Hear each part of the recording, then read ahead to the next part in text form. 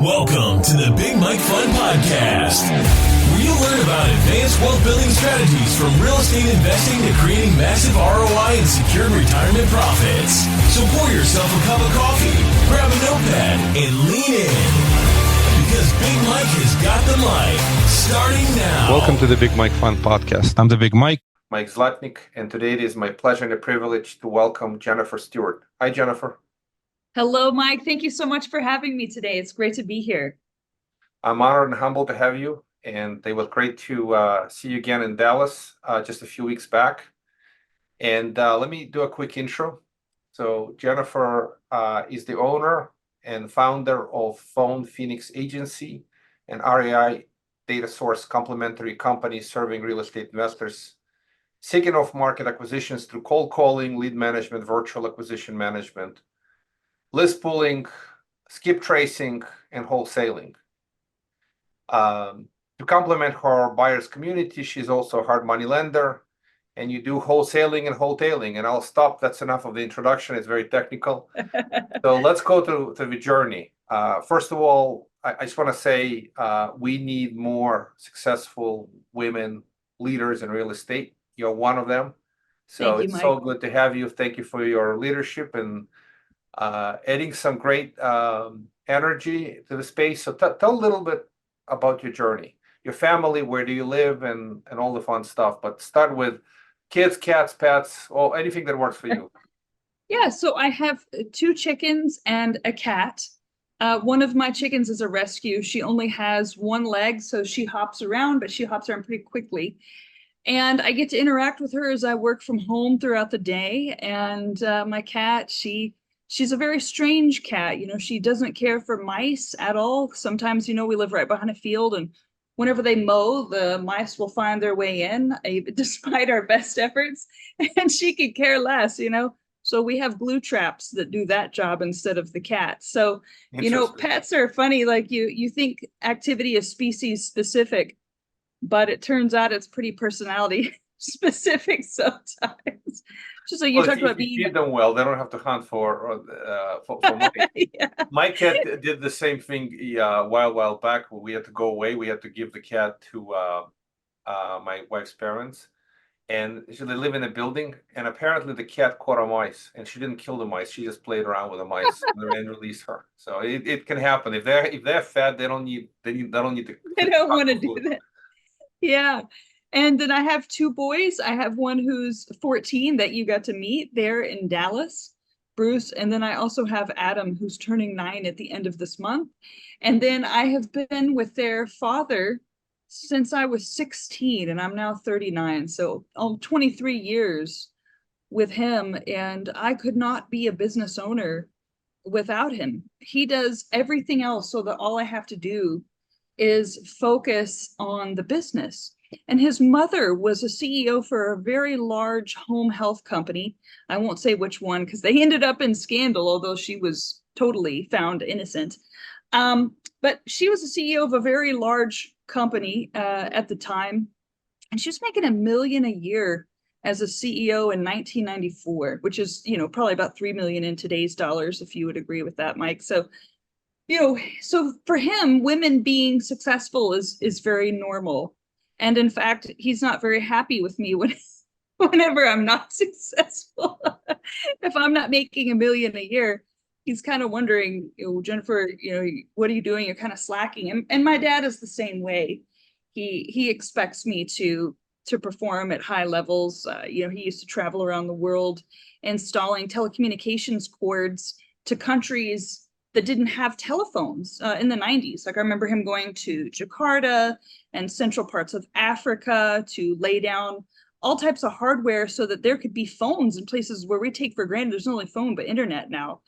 And so he expects me to be very intrepid, fearless, and profitable. So, like I said to you at the table whenever we're at that event, it's easy to be a woman in business whenever you're surrounded by gentlemen who support you, who are true gentlemen, who are not intimidated by the fact that somehow by you being successful and female, it lowers their status. It's quite the opposite. They see the feminine strengths that you bring that complement masculine strengths. And so therefore, those are the type of people you want to look for as you build your teams and your alliances, and not the people who do subtle digs at you, which of course I had my fair share of that, but that's just water off a duck's back, because it's like, you can't pay attention to that stuff. Just like being a politician, you just have to focus on your goal, find your team, find your allies, and just keep going forward.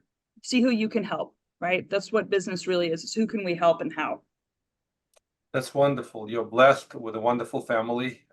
Thank Your you. hobby, I guess, it's a wonderful hobby. It's been supporting you for so many years, and you have great kids. And it's certainly a journey. And I have to say, my oldest daughter is the same way. She's going to be the breadwinner in the family, and her husband is kind of laid back, fully supportive, happy with the role that he has. It's let's just call it the new generation. It's hard for me to say. Of course, as a father, I want my daughters to be super successful. So all my girls are kind of leaders and self-starters and go-getters. So when I see another successful woman, I am very happy to see this. It is just too traditional to have typically men leading the households, and there's nothing wrong with women being the leaders, and it's a personality thing. Some men, they're pretty happy to find a wonderful woman who can lead the household and be a successful business person. So from my perspective, I'm just hearing this and I'm reflecting. That's wonderful. You found a great combination, and you got to find the right man who will be happy with that. Not everyone will be. So That's true. That was not easy to find. Luckily, I found it pretty young. But I do see a lot of men tell me whenever I travel around and speak, even my host will say, Jennifer, I'm the one who invited you here to speak, but I would really struggle to be in his spot and just take a back seat. And I said, he's really the boss. He just lets me be the boss because he knows it makes me happy. So isn't that an interesting? I mean, he can change that dynamic at any time. He's stronger than me. I'm the one who loves the children. And I notice a lot of times there's one parent who could leave and probably still lead a happy life. That's more him than me. I'm much more family oriented. I'm not happy unless I'm with my family. And I think he kind of longs for a day where he can just go out in the woods and not have to worry about children. So, he could be the boss if he chose to, but he lets me do it because he knows it makes me happy. And he said, all I want is for you to be happy, because when you're happy, the kids are happy. And when the kids are happy, I'm happy. And so it just kind of goes in this circle, right? And also it comes down to competency as well, right? And it just so happens that I was never happy unless I was in a leadership position, not because there aren't better leaders than me, but because I had my own vision that was different from theirs, right? Like there's someone we may know mutually, and he's in CG. His name is Joe Terrio. He was my boss for a little bit doing acquisitions. Great guy. And he said, Jennifer, why don't you go out on your own? So he was one of the few people that I worked for who said, here, let me help you go out on your own. He didn't ask for anything in return. He didn't ask for any equity in my companies, but I do things to help him all the time, even though it's been 5 years. So I am very loyal to people who helped me along the way. I believe that you should dance with the one who brought you to the dance. And I don't forget about people over time. I always remember who helped me whenever I had nothing, and just figured I would be a lowly acquisitions person, by contrast, or so they try to make me feel.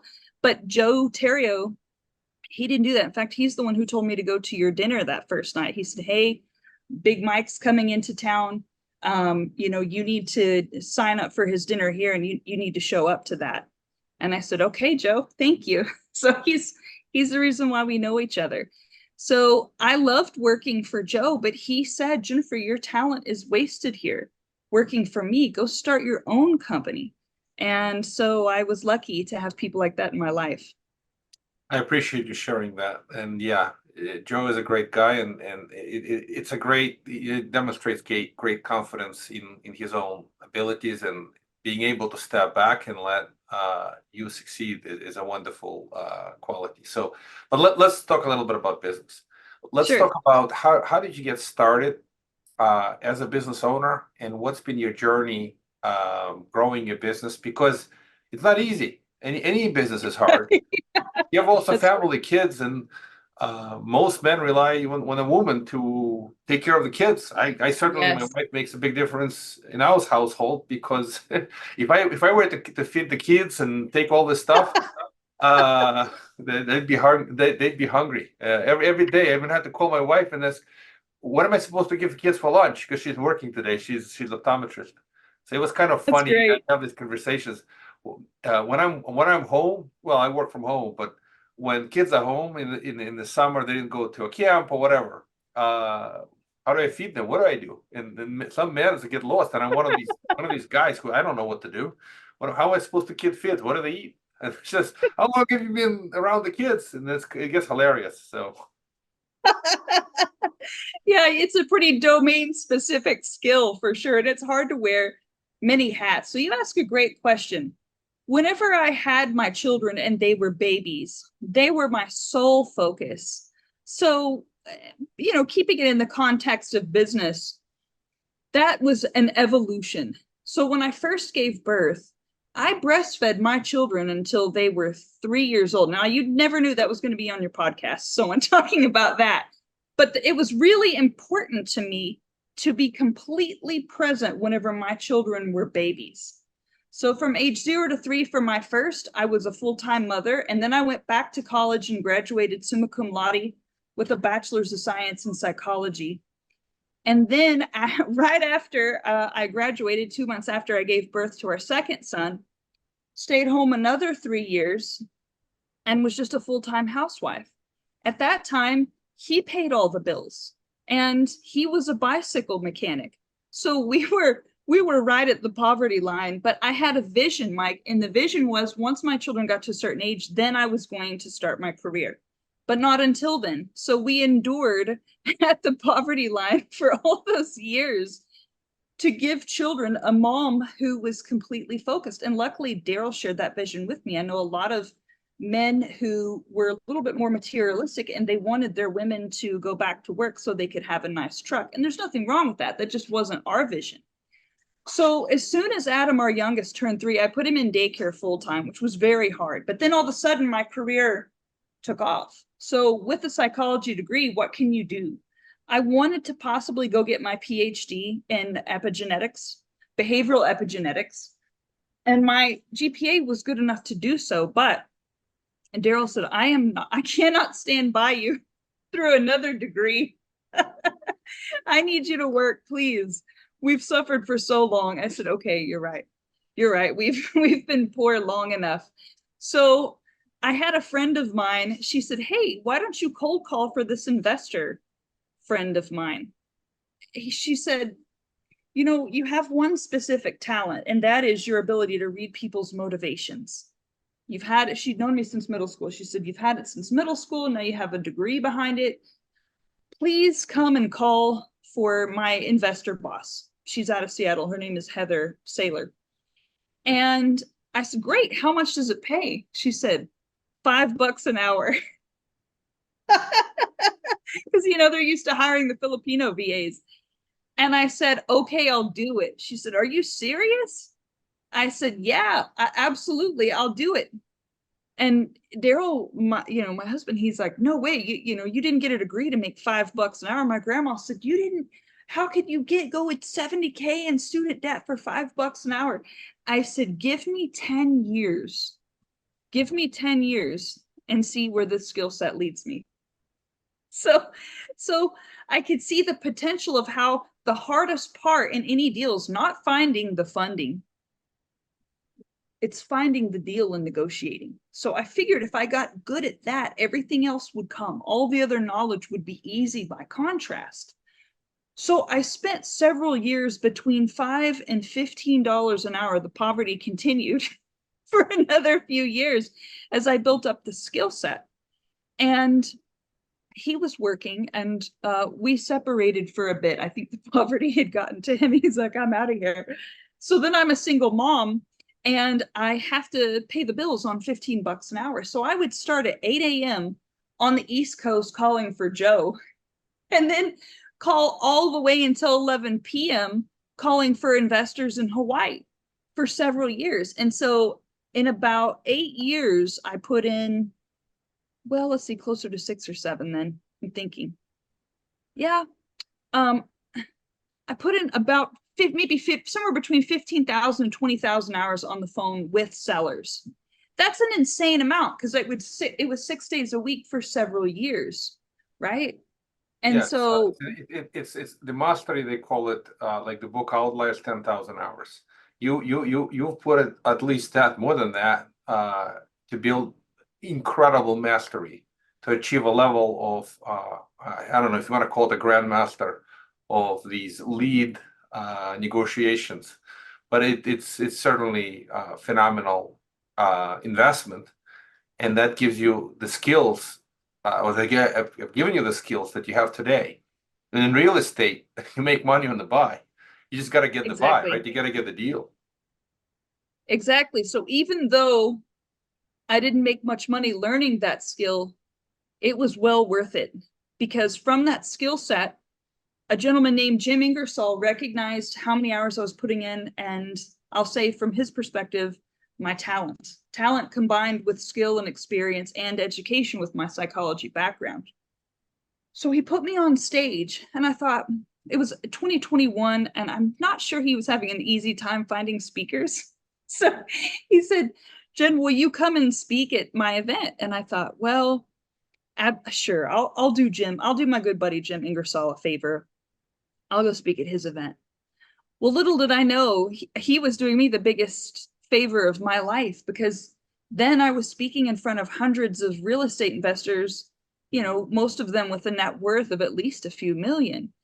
But I thought, why is he having me speak in front of these people who already know how to do this? How else would they be so wealthy? Well, little did I know how many people buy from other people and not necessarily directly themselves, because I'd always worked for people who were having me buy directly. So once I got off stage from speaking at that event, I couldn't get to the bathroom for 2 hours because people had bombarded me off the stage. They wanted to know after my presentation, how can I learn what you do?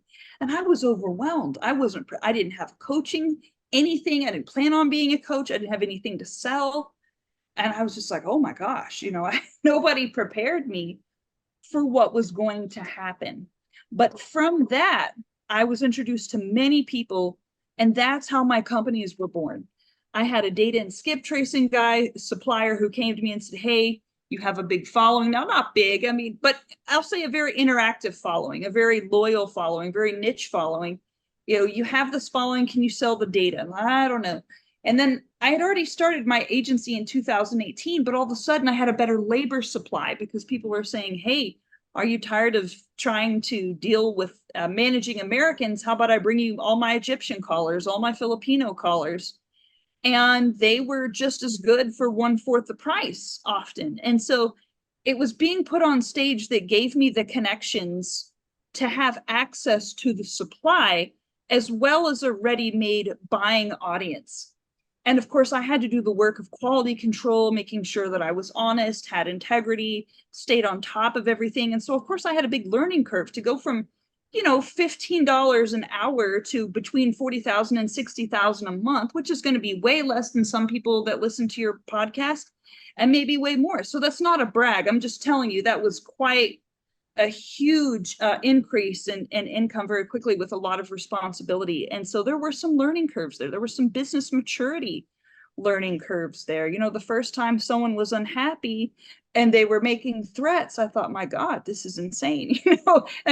People really get crazy. Anytime you own a business, you have to just be prepared for a client to be crazy or staff to be crazy. And that I wasn't really prepared for, but you do that a few times and you start to realize who's going to be crazy up front so you can avoid it, before you even get started with somebody. And then also, different things like entities, taxes, standard operating procedures, that was all new. So I was just trying to respond to the demand for my services that just went up atmospherically after speaking in 2021. So that's how it got started. It was a combination of hard work and luck. If Jim Ingersoll hadn't put me on stage, or Joe Terrio hadn't introduced me to people and encouraged me, I might still be calling for, 15, $20 an hour with inflation, and that would have been my life. So luck is a huge factor, I think, in anyone's success if they're being honest, as well as being right place, right time, and putting in the work behind it. But there's a chance that you could put in all this work and never see glory, right? So I would just say to anyone out there who's putting in a lot of work and they're not seeing glory, they're not seeing a lot of profit, believe in what you do and just keep pushing, right? Because I enjoy talking to sellers. I enjoy helping them solve their problems. I enjoy helping them enjoy the process of selling assets at a discounted equity position. I mean, that's not a fun thing. I mean, nobody wants to sell assets at a discount of their equity. I mean, that takes a real skill set of identifying who needs it and also making them feel good about it and feeling good about you as a person, that you're not taking advantage of them, that you're helping them. It's a privilege, it's an opportunity, and that's not easy to do.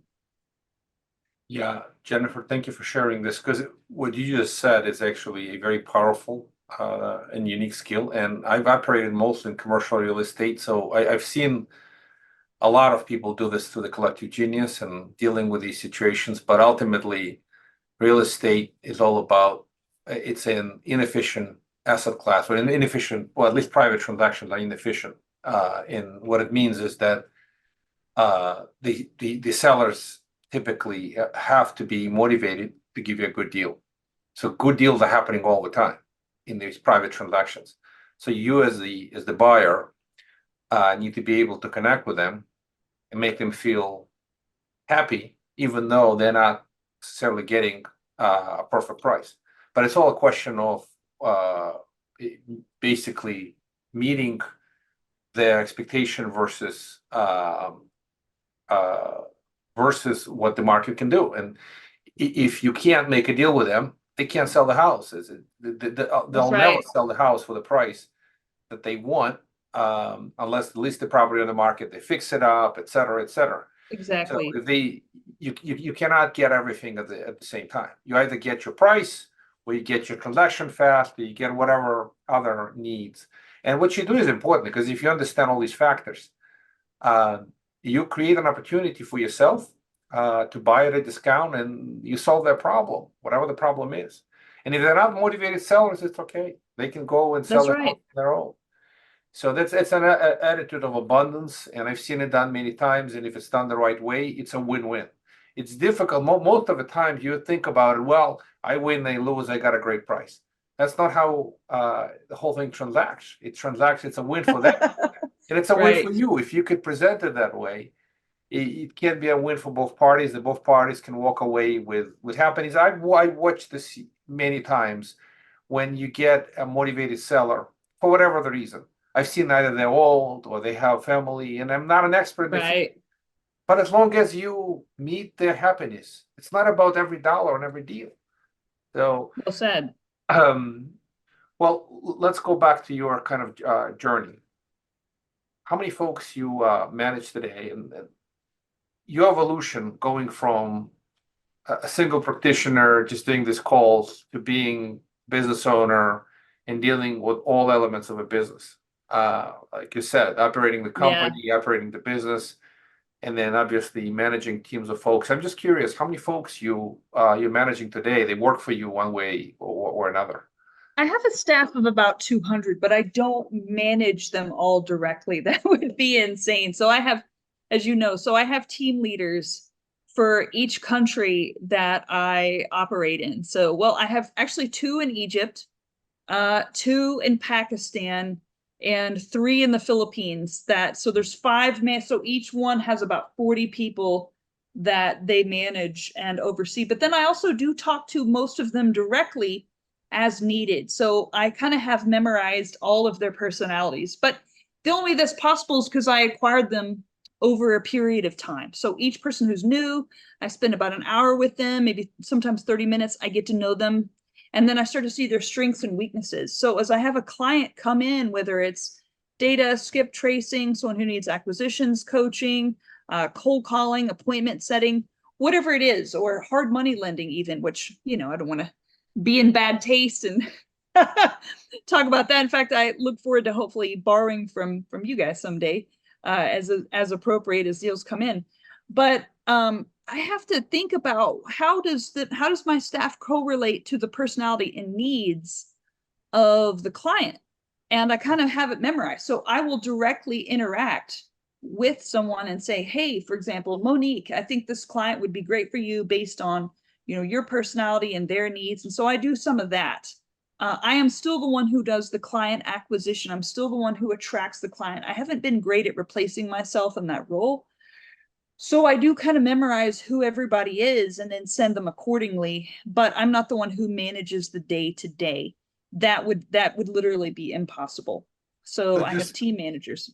Yeah, just explain. See, it's a large team. You acquire the clients, meaning that folks that sign up with you for your services, and your services is this calling for leads, data skip tracing, number of other related services. And it's a big operation. 200 people feels like I don't think I can manage 200 people. It's a lot. I would rather manage 10 than 200. And in your business, I guess you need to do it in volume because that's how the business works. Well, there's very little profit per unit. Per hour is maybe $1 profit, and then per skip trace is a cent. I sell my skip tracing for it's 2 cents per skip trace, right? So I don't mind sharing what my profit margins are, but also I have to make sure it's fairly high quality too. So in order for me to make the profit, it has to be at a high volume, and without high volume, then it's really not worth the trouble, right? And so in a slowing market with interest rates, I've seen the volume go down, but so what we've done is we've pivoted to doing calls for other industries, like,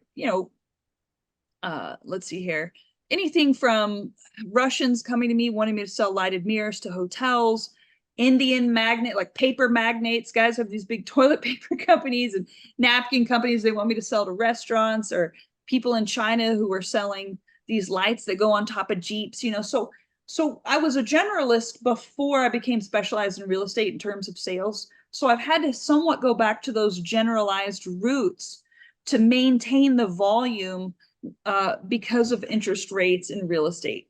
However, I will say my real estate clients who are still in the game, still doing the cold calling, appointment setting, and acquisitions over the phone, they're killing it because so few people are still doing it.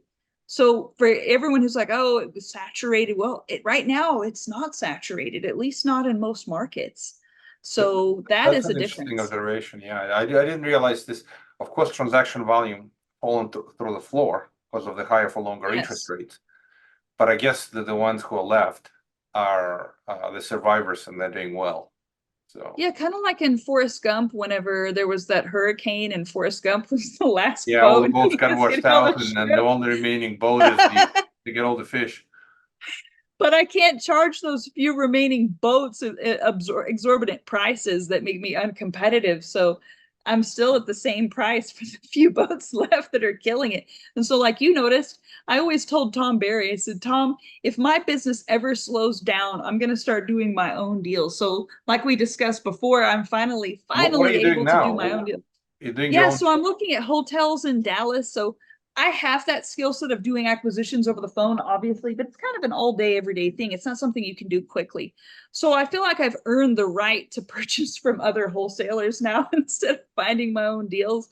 So I'm finding properties from other wholesalers. I'm checking them out in my dead time, going to them in person. And if the numbers work, then I'll slap them on the market because I have my license with EXP for referral purposes, and also team building, and also access to hedge funds. And so now that volume is down, I feel like it's time for me to do my own deals. And that's exciting, Mike. I kind of wish I'd done it years ago, but I was scared. I would make an expensive mistake. And I was, didn't want to compete with my clients. Think about that. I mean, if your clients know that you're doing deals, some of them have even said to me, well, Jennifer, now that you're doing deals, how do I know you're not going to do my deals? I'm like, because you could tell someone that I was doing your deals and then I'd completely lose my reputation. I told a guy yesterday, I said, look, reputation is like a gun. You can use it to feed your family, or you can use it to shoot yourself with. And I prefer to use my reputation to feed my family. So there was that aspect too. I didn't want clients to feel like I was in competition with them and what they were doing. I just wanted to purely be the acquisitions professional, like the person who sells the picks and the axes to the prospectors, right? Versus being a prospector myself. But now that it's gotten so slow compared to where it was, I'm happy to start doing my own deals, and that means I need lender relationships, which is why I went to Quest Trust a couple of weeks ago and saw you. I have to figure the more lenders, the better, because the easier it is to scale, and the more it makes it easier to do more deals and more markets. Yeah, I appreciate that. It's you're evolving. You're evolving with times, and you'll figure out what is the next chapter in your journey. But for sure, you have a great skill set on the acquisition front, and the environment will get better. I do feel that inventories will improve, and then being able to buy right and to Yes. It's a very different environment because residential versus commercial. Commercial has been corrected by the higher for longer rates. Residential higher for longer rates killed all the supply. People are not selling their homes because they Right. got fixed rate debt. They don't want to get rid of it. So it's a different, very bifurcated experience, but you can make money in both. You could find deals. Either you buy high and you sell even higher, or you look for bargains, right? It's just you just got to figure out what you're working on and figure it out. One of our tips that I tell my clients is you do not want to market your list to occupant sellers, to your point. People don't want to sell at 4% and, get 8%, right? For the most part, they can't afford it even if they wanted to. And so all of my marketing lists are geared toward vacant, absentee, tired landlords. Some people really like the distressed one, pre-foreclosure, divorce. I personally don't prefer those for my own acquisitions because it's more of a longer play. And as you know, like Joe Terrio, he did the inherited properties. That's how he kind of made his name. But tired landlords have kind of always been my bread and butter. I like dealing with them. They're professionals. They don't feel like they're being taken advantage of. Kind of like if you're a mechanic and you take your car to a mechanic, you can kind of have a conversation Talk the as two same language, professionals. yeah. Exactly. And I don't prefer to have people feel scared of me or scared of what I mean. A landlord's going to know exactly what I'm doing. And if it works for both of us, then great. So that's what I tell people. No matter what you're marketing to, try to make sure that you're doing properties that don't have an occupant seller in them, and make sure that you spice in some other things in there if you can, tax liens or code violations, things like that, things that are going to make sense in this market, and don't waste your marketing dollars and time trying to get occupant buyer or occupant sellers to to sell their house, because where are they going to move? It's a very different motivation. That worked during the days of post 2008 crisis because people were upside down a lot of these assets, and people had nothing to lose. Yes. So it's a very different environment today when there is difficulty to move because of the higher interest rates. To buy a new home, it's so much more difficult. People are stuck where they are and they don't want to move for many, for that and other reasons. But let's wrap up the episode. So this was a very interesting adventure of Jennifer in the world of real estate investing, marketing for deals, negotiating these deals. So any parting words, any final thoughts, how would folks get a hold of you, any good book? And again, you don't provide coaching, but you have services.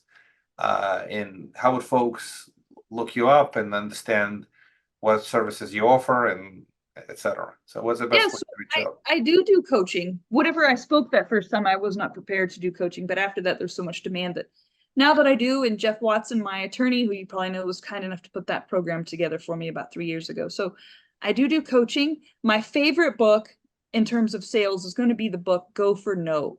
That book taught me how to love rejection. Most people are not great at sales because they're super, super scared of rejection. The book Go for No is kind of this narrative that teaches you how differently your life can look if you simply get rid of your fear of rejection. Instead of having a yes quota, you need to have a no quota. Go for 100 no's a day if you're a high volume person. You think 100 no's, well, you get 100 no's while doing your best, not 100 no's because you self-sabotaged yourself. Because they say that psychologically, Mike, if our goal is, let's say, 4,000 a week, if you hit 4,000 by Tuesday, then you're done, you're golfing the rest of the week, and your future looks very different. But if your goal's to be rejected 100 times, then most likely by the end of the week, you've hit maybe 10 to 14,000 as your goal. And so that's what I always went for. I went for a tally mark of how many times I'd been rejected, which completely changes the dynamic of your success proposals. So I would recommend reading that, because I notice almost everyone is really, really scared of upsetting people and not being liked. That cannot be your concern. Your concern needs to be helping them. That's the only concern you need to have. And the amount of times you get in front of people is the other one. It's like I teach my children. And so these can be my parting words. There are two aspects that make us successful in business.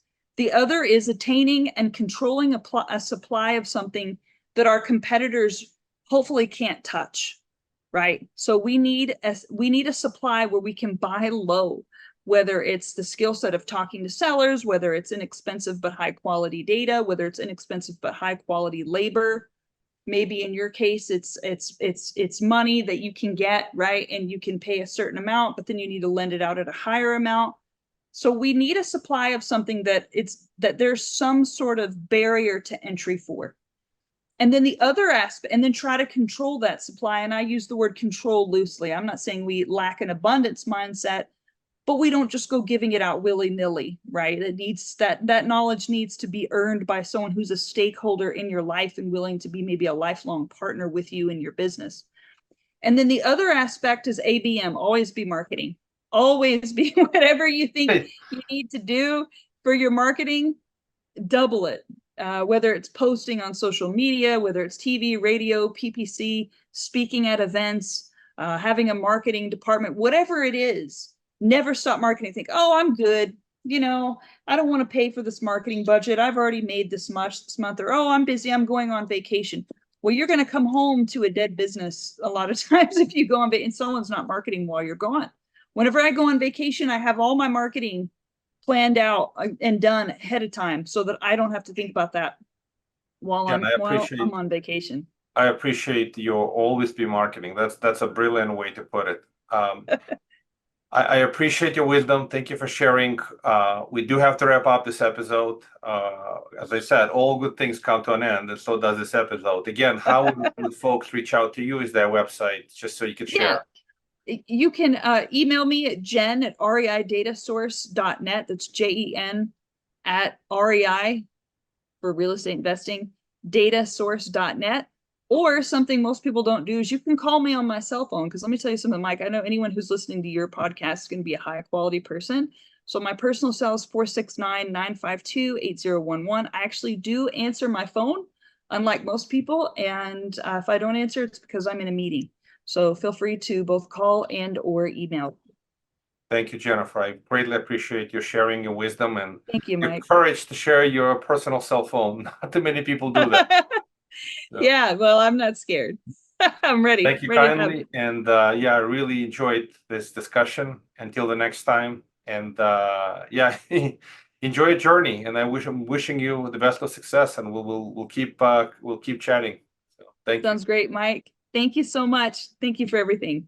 Thank you for listening to the Big Mike Fund Podcast. To receive your copy of Mike's How to Choose a Smart Real Estate Fund book, head to BigMikeFund.com or visit Amazon and type Mike's slot name. Keep listening and keep investing Big Mike style. See you on the next episode.